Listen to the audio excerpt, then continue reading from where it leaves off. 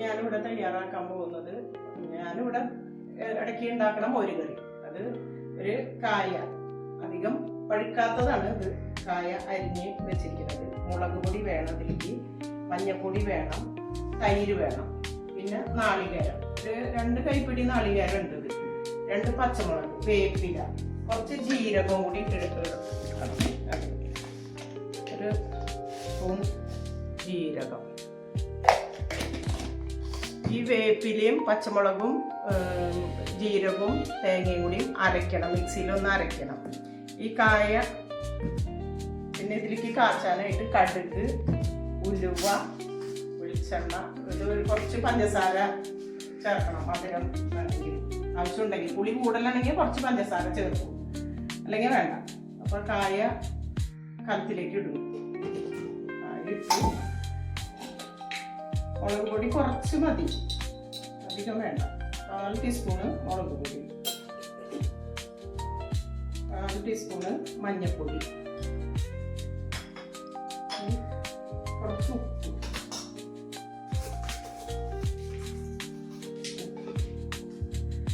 ഒരു പച്ചമുളക് കീറി ഇതിലിടുന്നുണ്ട്,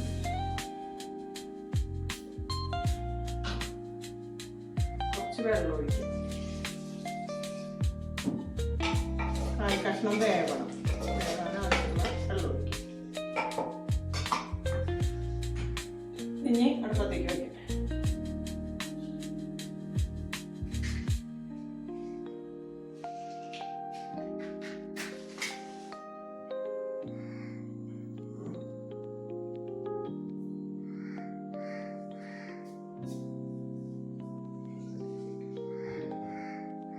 കായ് വേവട്ടെ. അപ്പോഴത്തേക്കും ഈ നാളികേരം ഒന്ന് മിക്സിയിലിട്ട് അരച്ചു കൊണ്ടുവരാം. കായ വെന്തിട്ടില്ല, വേവട്ടെ.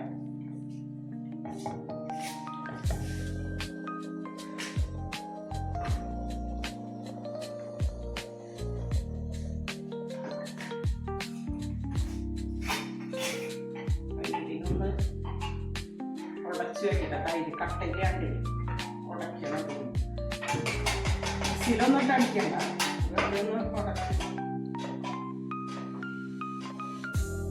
കായ ഉപ്പും മഞ്ഞപ്പൊടി ഇട്ട് വേവിച്ച് അത് ഇറക്കി വെക്കും. ഇനി അതൊരു പാൻ അടുപ്പത്തേക്ക് വെക്കുക. വെച്ചു ചൂട.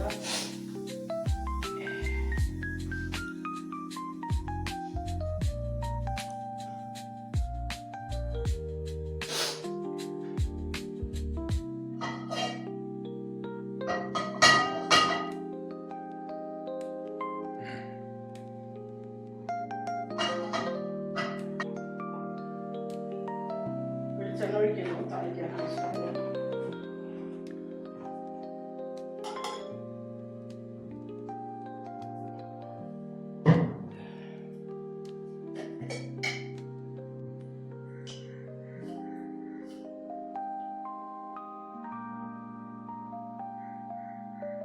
ചൂടായി കടുക് ഇടും.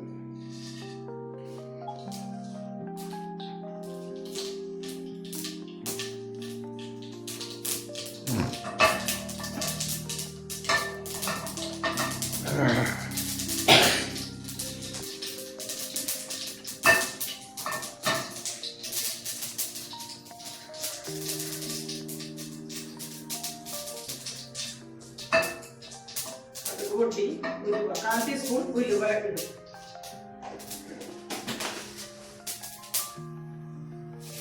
രണ്ട് വേപ്പില,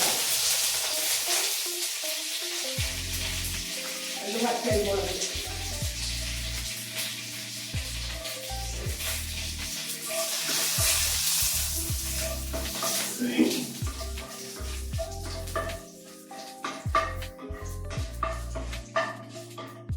ഇതിലേക്ക് അരച്ചു വെച്ച നാളികേരം ചേർക്കും.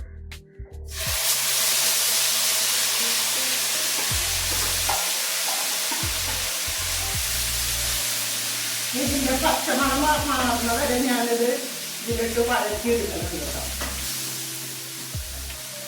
ഞാൻ ഇങ്ങനെയാണ് മോരുകറി ഉണ്ടാക്കുക. ഇതിനെ മോരുകറി ആളെങ്കിലും പറയും.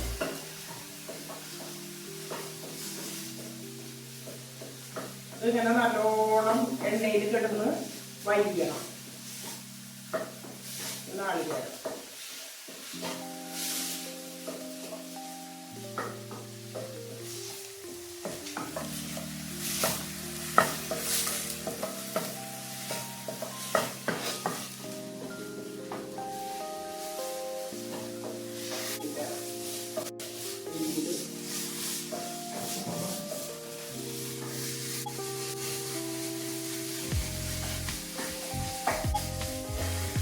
ഇപ്പൊ നല്ലോണം വലിഞ്ഞ് വന്നിട്ടുണ്ട്. നാളികേരത്തിന്റെ വെള്ളമൊക്കെ പോയി. നാളികേരം നല്ല വെന്തൊരു മണം വരും. നല്ല സ്മെല്ല് അതിൻ്റെ. നാളികേരം വെന്ത് വരുമ്പോൾ ഒരു നല്ല സ്മെല്ല് വരും. അതിന് ശേഷമാണ് ഇതിലേക്ക് കായ ചേർക്കാം. വേവിച്ച് വെച്ചാൽ കായ കഷ്ണങ്ങൾ ചേർക്കും.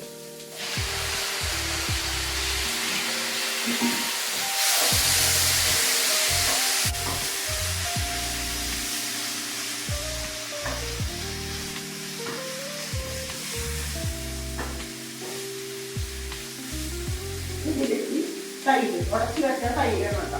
ഇത് ഇതിലേക്ക് ചേർത്ത് കൊടുക്കും.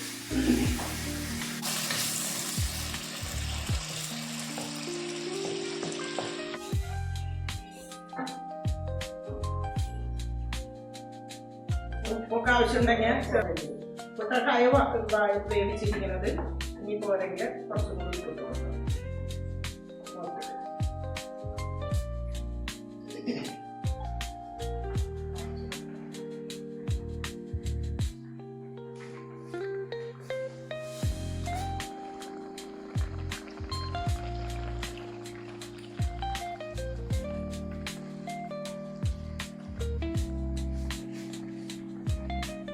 ഇത് തിളച്ച് നന്നായിട്ട് കുറുകി വരണം. തൈരിന് അധികം പുളിയില്ല, എന്നാലും ഞാൻ ടേസ്റ്റ് ഒരു ബാലൻസ് ചെയ്യാൻ കുറച്ച് പഞ്ചസാര, എരിവും പുളി ഒന്ന് ബാലൻസ് ചെയ്യാൻ ഒരു 1/4 ടീസ്പൂൺ പഞ്ചസാരയും കൂടി ചേർത്തിട്ടുണ്ട്. അധികം പുളിയില്ല. പുളി ഉണ്ടെങ്കിൽ കൂടുതൽ മധുരം ചേർക്കേണ്ടി വരും. തൈര് പുളിയില്ലാത്ത തൈരാണ്, അപ്പം അതുകൊണ്ട് കുറച്ച് പഞ്ചസാര ചേർക്കും. മോരുകറി റെഡി ആയിട്ടുണ്ട് കേട്ടോ. ഇനിയിപ്പോൾ ഇത് നമുക്ക് ഉപയോഗിച്ച് തുടങ്ങാം.